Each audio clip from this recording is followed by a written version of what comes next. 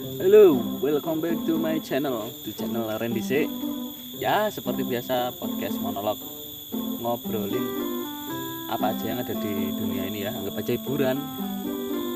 Ya, pembahasan kali ini hubungannya sama generasi muda sekarang ini dan hubungannya juga dengan politik sedikit ya, tapi ya enteng-enteng aja, kita nggak usah bahas politik tinggi banget ya, takutnya nggak paham gitu loh. Oke, sebelum itu ya dikasihlah subscribe biar saya semangat aja bikin konten dan pembahasan yang ya mungkin ada ilmunya dikit ya. Oke, subscribe sekarang.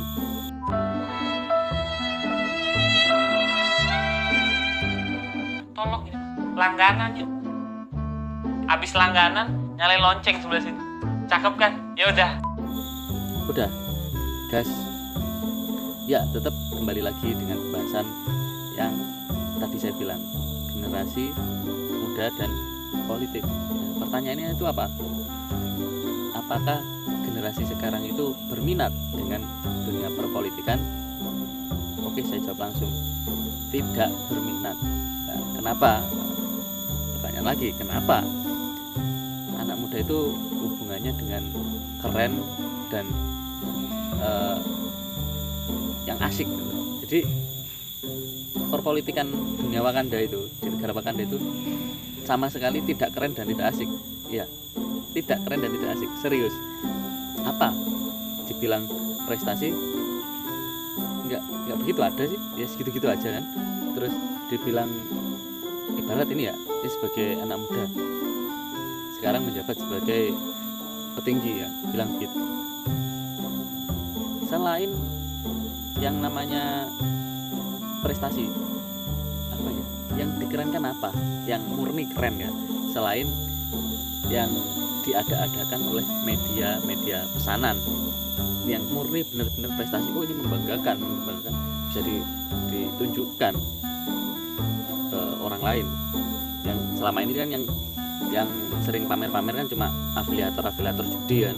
Kalau dari tingkat pejabat nggak ada. Apa yang dipamerkan? Prestasi saya sudah melakukan ini, mana? Nggak ada. Rata-rata cuma dari media massa yang ya itu udah pesanan aja sih, pesanan. Oh, ini saya tolong beritakan bagus seperti ini, soalnya ke depan saya ada tujuan mencalonkan ini dan itu. Ya itu yang ada sekarang itu. Makanya kalau dibilang minat, nggak ada. Keputusan mereka, pengaruhnya ke generasi muda itu ya nggak ada juga, hampir nggak ada. Jadi apa yang harus diminati dari mereka, dari pejabat-pejabat ini? Ya, saya sampai sekarang loh sama sekali nggak menemukan kerennya jadi pejabat itu apa. Nah, kalau dibilang oh generasi muda itu harus menjadi kualitas yang bagus, ya negara kita itu memang butuh politikus atau dengan kualitas yang bagus. Sayangnya generasi muda itu tidak ada kesempatan untuk menjadi orang-orang yang berkualitas bagus. Karena apa?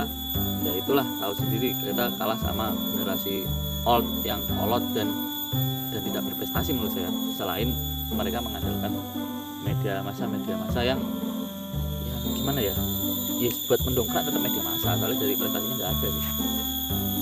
Terus untuk pemilihan ke depan, apakah generasi muda akan berminat untuk pemilu? Oke, nah ini menurut data ya, tiap tahun tiap ada pemilu itu generasi golongan putih atau golputnya itu selalu meningkat. Yang terakhir kemarin itu pemilu presiden kemarin itu meningkat sampai 23% dari pemilih itu golput. Bayangkan, dari 100% yang 23% ini golput ya, yang 77% ini golongan yang suka taruhan. Oh, ini yang bagus dengan dasar saya fanatik ini. Nah, jadi yang 23% orang-orang netral yang nggak minat dan golput. Dan apa yang akan terjadi kan? Ini prediksi saya sih, memang generasi muda masih bakalan golputnya meningkat, karena nggak ada nggak ada calon yang cukup berkualitas untuk didukung.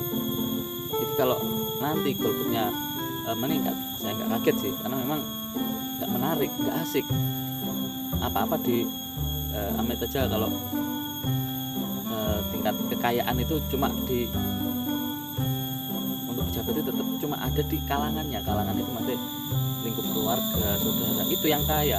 Nah, generasi muda ini nggak diberi suntikan penyemangat, oh kalau jadi pejabat ini saya bakalan bisa membuat kaya generasi muda, atau kita bikin negara ini bisa terkenal. Nggak ada kayak gitu.